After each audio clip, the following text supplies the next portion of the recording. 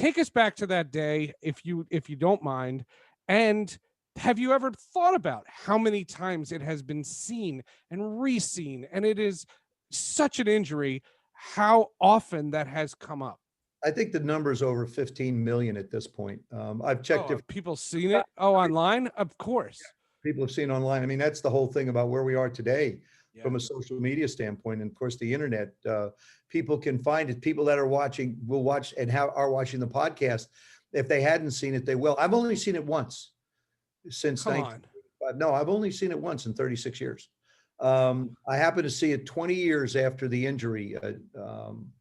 A writer came in from New York and wanted me to sit and watch it with him so that he could write about it. Wow. I didn't realize the emotional tug it had on me until I sat there.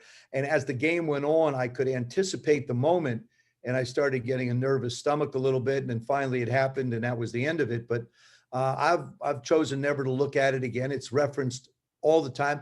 As a matter of fact, I reference it in my presentations. You do. That was my natural follow-up. It was a time that changed my life. I mean, Sure. I had become an MVP of the national. I was an MVP of the league. I was a world champion quarterback. You'll love Sure. this.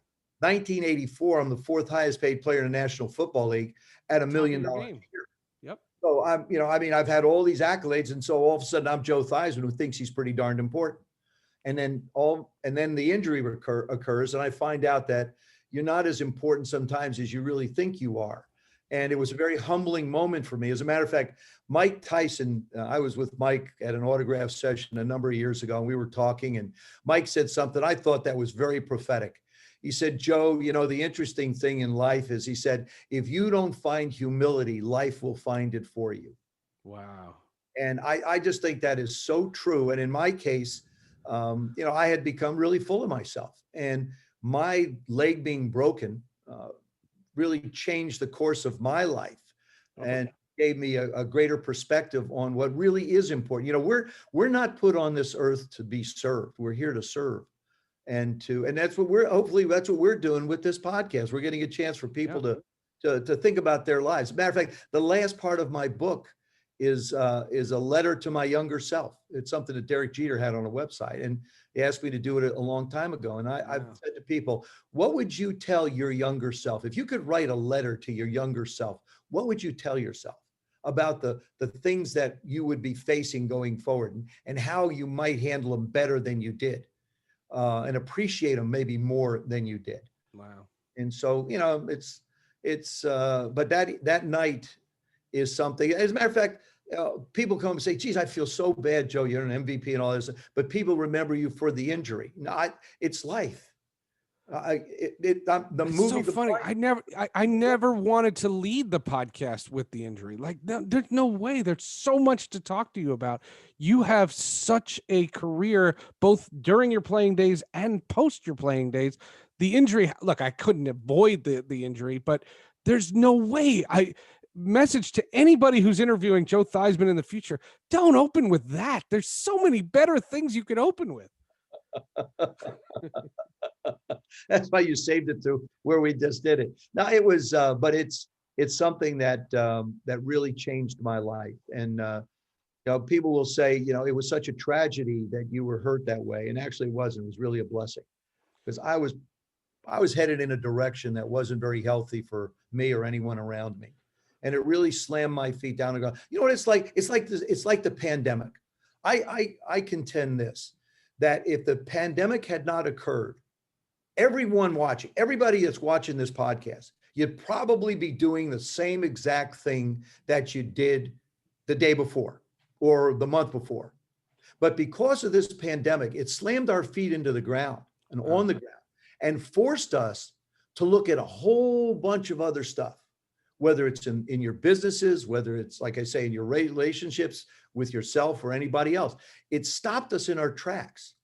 And, people have asked me all the time, Joe, you're such an up person. Do you ever have a down day? Heck yeah. I'm like everybody else.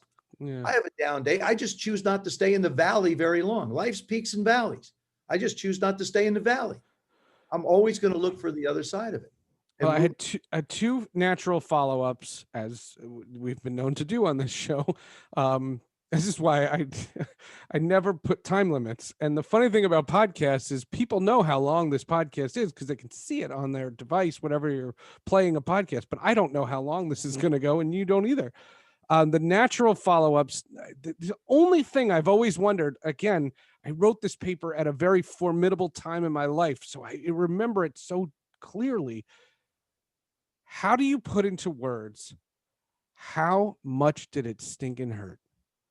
Just Oh, how can you quantify yeah. how much it hurt? You can't. The pain is excruciating. I will tell you, the instantaneous pain is excruciating. On the other side of that is the body and the endorphins in the body. The body is such a magnificent machine. And that's what I found out through many different injuries, that from the knee down, my leg was completely numb. As a matter of fact, here's a little sidebar. I was put on a gurney into a stretcher at the stadium, taken from the stadium in an ambulance to the hospital. Mhm.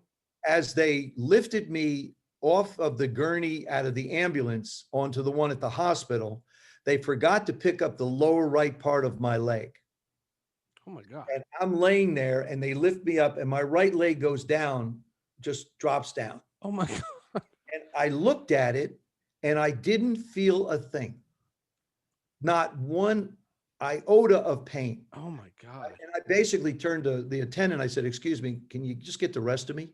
Um, Oh my God. and then they wheeled me in, and as they prepped me, I had them bring in a black and white TV with a coat hanger stuck in it, and I watched the rest of the football The game. rest of the game. My leg. Oh my God. And then when the game was over, I turned to the doctor. I says, I'm "Do what you got to so do glad I asked. together." Wow. The other follow-up is a natural one, and that is Washington's quarterback last year, Alex Smith, Yes. and the injuries that he went through. Did you have any dealings with Alex? Again, because of COVID, maybe it wasn't as directly connected as normally would, but what, if any, connection do you have with Alex? Well, the injury occurred previous to the pandemic. So, That's Alex, correct. I watched Alex go through all of the rehabilitation. We had a similar break, very much like Dak Prescott, for example, with the Dallas Cowboys. Paul George had one somewhat similar. A young man by the name of Kevin Ware out of Louisville had similar types of injuries. Alex was the one that had the post biggest problem. He had the infections. infections. He came within 24 hours of losing his leg. They managed to basically, if you want to watch a show that really tells the story of Alex, it's called Project 11. It was a 30 for 30 on ESPN. And it takes you through the process that he went through to get ready. And the fact that he went out on a football field is and I did spend a lot of time visiting with Alex, talking to Alex, being around him and watching him go through the process. But to me, Alex is much more than an inspirational story in sports. To me, he's an inspiration to people who think that the world is totally crumbled down on top of them, that there's no way that they can recover from a terrible situation that they're in. And in Alex's case, I think if you believe and you work at it and you commit yourself, there certainly is that chance that you can come out on the other side, which he wound up getting on the field against the Los Angeles Rams. What was that like for you to watch him playing? Because that was never considered in your situation. No, I never had a chance. But again, time was different. Of course, it's not a criticism. Exactly. Time is different. Medicine was different too. And at the age of 35, when I got hurt in 1985, that was a time when they didn't want older quarterbacks around. Right. Today, if you're 35, you get a $15 million contract for the next 3-4 years. I mean, it's just the way it is, and good for them. But when Alex ran on the field and Aaron Donald jumped on his back, I winced. And I thought, oh my gosh, I hope he's okay. Then he got up and believe me, I breathed a sigh of relief. I was so thrilled to see that he was so glad. Okay. And like I said, he won the comeback player of the year deservedly. And, just to see him be able to go out and do what he did, I think should be an inspiration to everyone. Like I said, the show is called Project 11. It's a 30 for 30 on ESPN. I'll check it out. And you won't believe. And it's I say this with a disclaimer, some of the stuff is very graphic, but you will not believe what they had to do to his leg to be able to get him ready to go again. And that wasn't hard for you to watch. You said you only watched your injury once. But I didn't watch it, and I have, oddly enough, I was sitting in the box. I was at the game when Alex got hurt. Where were you? What happened is one of the angles was shot from his head down towards his feet, and my wife was sitting next to me, Robin, and I looked at it, and they showed his leg bent like mine was, and I turned to Robin. I said, "That's exactly like mine," and then I turned away.